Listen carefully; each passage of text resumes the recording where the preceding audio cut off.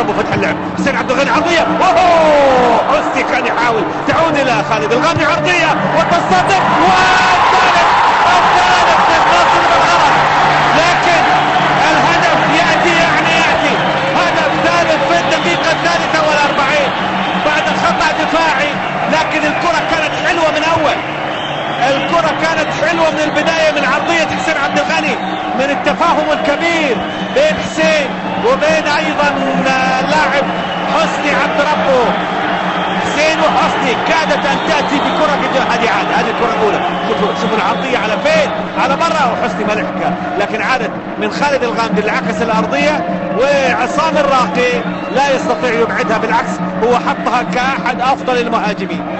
حطت مهاجم، لو كانت ممكن يعني لمهاجم ان يحاول ان ياتي بهذه الكره لا يستطيع ان ياتي بهذه الكره. وهنا العرضيه، خالد الغامدي هو من لعب، اخر لاعب نصراوي لمس الكره هو خالد الغامدي. عموما الدقيقه 43 اذا كانت حتنحسب للاعب النصر فهو خالد الغامدي، واذا كانت حتنحسب